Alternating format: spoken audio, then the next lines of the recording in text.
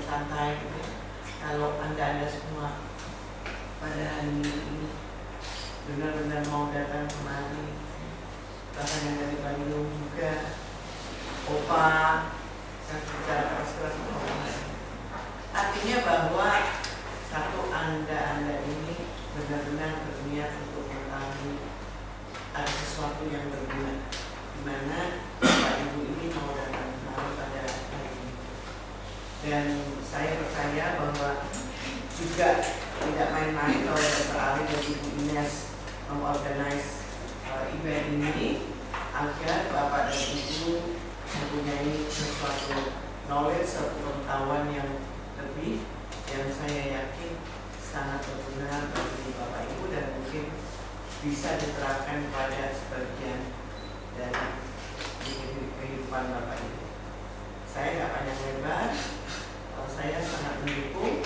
Saya dari Bayu Indonesia, tidak ada hubungan dengan yang namanya Asira, tapi saya tahu saya mengizinkan Dr. Ali karena kita tidak boleh dengan kacamata kuda yang hanya tahu ini saja, yang bagus hanya ini saja, tidak. Seperti kita lihat di satu bidang luas, kita tidak boleh hanya melihat satu titik, tapi kita membuka satu ilmu. Kalau berguna, apa salahnya, kan? Ya, jadi saya ucapkan selamat bertugas kembali.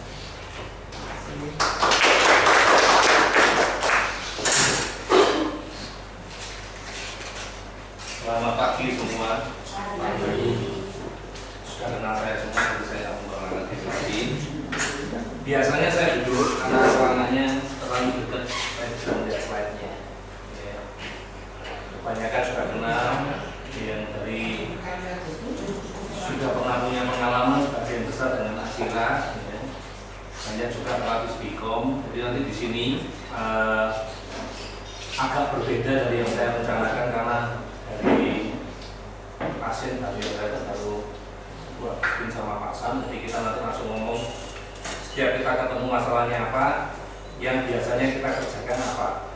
Ini sekalian kita sharing yang kita kerjakan di klinik kita seperti apa, jadi buat teman-teman terapis langsung bisa tahu nanti nextnya apa ya kalau kita nanti ketemu kasus ini di tempat kita, penanganannya seperti apa. Kalau nomor program selalu harus dicari. Jadi kita akan kasih biasanya seperti ini, tapi biasanya bukan berarti harus dipakai karena cocoknya masih satu lagi. Oke, kita mulai. Jadi hari ini informasi yang kita kasih hanya sebatas informasi untuk edukasi, jadi penjelasan bahwa apa sih yang disebut dengan biomedical treatment ini seperti apa. Ya.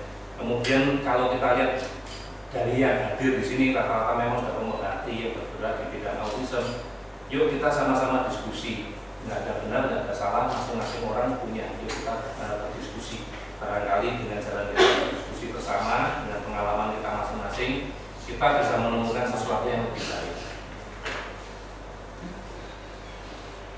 Yang diinformasikan hari ini, jujur, informasinya itu sebetulnya terlewat banyak.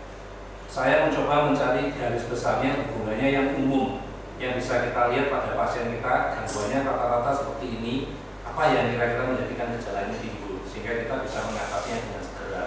Jadi ini hal-hal yang sangat umum, ya. Jadi bukan mendetail. Nanti Anda bisa menilai yang dimaksud umum dengan saya aja, sangat kecil buat saya, gitu loh. Ya.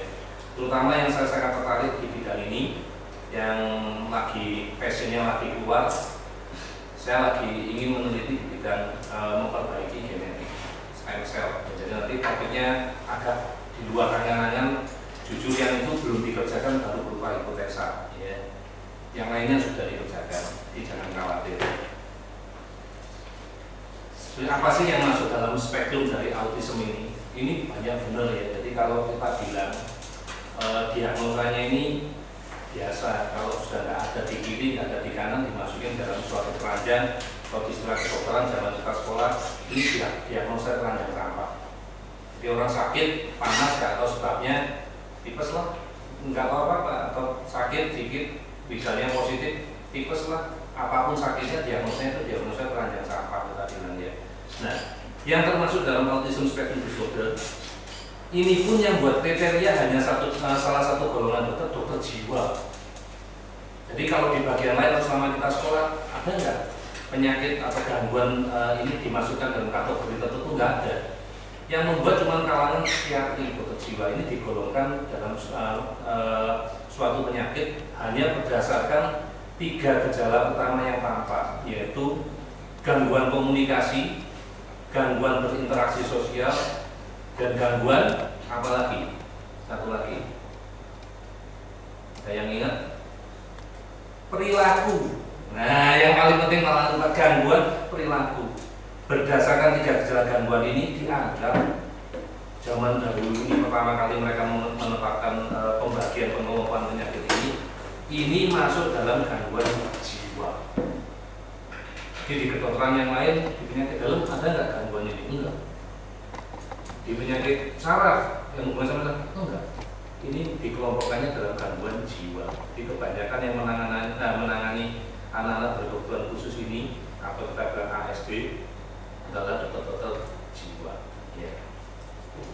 Ini yang terlibat di dalamnya ada apa aja, autis, Asperger, ya, PDD, PDD-NOS, yang seperti ini. Kita lanjut. Mengapa terapi yang ada selama ini belum memberikan hasil yang optimal? Ya, sudah tahu jawabannya? Yes. Karena mereka tidak berpikir sebagaimana seharusnya. Kayak tadi, yang mendefinisikan, yang punya kriteria itu siapa? Dokter jiwa, gangguan jiwa. Sehingga yang diberi adalah obat-obat untuk gangguan jiwa. Untuk sementara menenangkan saja. Tapi pernah nggak mereka berpikir yang lain? Apa yang menyebabkan terjadinya gangguan perilaku? Menyebabkan terjadinya gangguan komunikasi, menyebabkan gangguan interaksi sosial. Jadi baru 1 jurus. Memang betul masalah itu timbul karena bagian dari otak terganggu. Tapi tidak hanya otak. Dengan perkembangan ilmu pengetahuan, dengan banyaknya penelitian, akhirnya ditemukan tidak hanya otak yang menimbulkan masalah tersebut. Gangguannya bukan di otak. Otak terganggu karena suatu hal. Banyak unsurnya yang ikut mengganggu. Salah satunya ditemukan juga ada gangguan sistem pertahanan tubuh, ada gangguan perkembangan dari sarafnya, ada gangguan dari pencernaan. Jadi ini adalah suatu gangguan. Jadi 3 gangguan yang terlihat tadi merupakan cetusan atau merupakan penampakan dari gangguan lain yang ada di dalam tubuhnya dia. Jadi kalau istilah kami di bioresonansi, anak-anak dengan ASD ini kita sebut autism disorder sebagai ASD supaya lebih singkat. ASD ini adalah alergi, di mana organ yang terkena adalah otak. Jadi ini yang kita sebut sebagai, kalau istilah kami bioresonansi, ini adalah brain allergy. Karena alergi, kalau kena hidung kita jadi meler, pilek, bersin-bersin, kena paru-paru jadi sesek, jadi batuk, kena kulit jadi gatal-gatal. Ini di otak yang kena. Organ yang terganggu adalah otak, sehingga timbul brain fogging, memory loss, gangguan perilaku dan sebagainya. Ya. Ini tulisannya kecil ya, jadi ini menunjukkan adalah secara anatomi, kalau bagian dari otak ini yang terkena, misalnya mengenai amigdala, ya, amigdala yang terkena di sebelah sini, amigdala yang terkena, maka yang terjadi adalah gangguan perilaku yang bersifat agresif. Ya. Nah, nanti pertanyaan satu, tahunya nanti gunanya buat apa? Ya, gunanya nanti kalau kita bisa tahu posisinya, posisi gangguan secara anatomi itu dari asira. Ya, asira bisa mengetahui dengan pasti di otak bagian mana yang terganggu, yang mengganggu apa. Itu kita bisa tahu dengan asira. Lewat dulu. Asira soalnya topiknya yang paling akhir dilewat. Ini tadi Pak Sam sudah bilang. Ya, selama penyebabnya tidak diketahui, ya apa yang mau kita selesaikan? Batuk pilek, penyebabnya apa? Alergi, ya diatasi alerginya, ya batuk pileknya sembuh. Batuk pilek penyebabnya apa? Infeksi bakteri, infeksi virus, diatasi dengan obat anti alergi, ya nggak sembuh-sembuh. Ya, jadi selama penyebabnya tidak diketahui, ya selalu jadi masalah. Ya. Ya, ini selama ini kalau kita lihat para ahli, para terapis, kadang-kadang mereka ini egois, tidak mau berbagi dengan terapis yang lain mengenai suatu informasi yang dapat dipakai untuk menyusun puzzle gitu. Jadi masing-masing terapis itu punya puzzle yang dicoba pada beberapa orang. Oh, ini membaik, ini gitu. Terapis lain juga demikian. Nah, kalau seandainya mereka bersatu, berkumpul, kan puzzle-nya lebih lengkap, lebih baik. Yes. Nah, ada yang kita gambarkan seperti orang buta yang kepingin tahu gajah itu seperti apa. Ya. Nah, ini hidupnya terapis, hidupnya dokter, hidupnya orang tua di dunia autism seperti ini. Masalahnya apa? Apalagi kalau kita lihat tadi payungnya, payung besarnya tadi, spektrumnya terlalu luas. Dibilang ada yang retardasi mental, betul. Tapi di lain sisi ada yang pintar. Ada yang seperti itu, di lain sisi ada yang berbeda. Ini terlalu banyak, variasinya terlalu banyak, ya, sehingga lebih sulit untuk dicari penyebabnya. Jadi kenapa autism ini bisa disembuhkan? Kalimatnya kok bisa dipulihkan, dasarnya apa? Karena ternyata dibuktikan oleh beberapa organisasi di dunia, ya. Salah satunya adalah Autism Research ARI, ya, Autism Research Institute, dan juga organisasi Autism Now, ya, dibuktikan bahwa ini ternyata bukan gangguan mental. Ini bukan gangguan mental, tapi ini adalah suatu kumpulan gangguan yang melibatkan saraf neuro, gangguan pencernaan, dan juga gangguan imun sistem pertahanan tubuh. Lagi-lagi karena tidak tahu harus pegang dari mana, kambing hitam diagnosa keranjang sampah, karena banyak dokter. Genetik aja deh kambing hitamnya. Enak kan? Kalau udah ngomong genetik, kalau nggak sembuh kan kita nggak salah. Oh, genetik kok. Ya. Penyebabnya genetik lah. Kok kalau genetik kenapa saudaranya kan anak kembar? Kenapa saudaranya itu nggak kena? Kan periodenya sama, kembar. Lahirnya bareng. Nah, karena ada faktor lingkungan yang berpengaruh. Apa dia nggak kena pengaruh lingkungan? Saatnya nggak pas. Yang itu saatnya pas. Iya. Bener nggak? Ya Bu ya. Selalu jawabannya seperti itu. Jadi kambing hitamnya adalah genetik faktor yang terpengaruh sama lingkungan. Penyakitnya seperti itu. Jadi kalau kita ditanya benar-benar dengan jujur, kita bertanya, apa betul karena faktor genetik?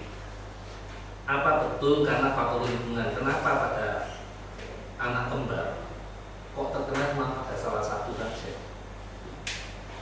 Ada sih yang punya 3 anak, nggak kembar 3-3-nya kena juga ada. Ada, kita punya satu di Kerawang yang kita ya ngomong apa? Itu udah nasib. Ya, kita bilang kalau istilahnya saya sama Pak Sam mau diskusi, nah itu adalah suatu denda yang harus dibayar, penalti. Ya.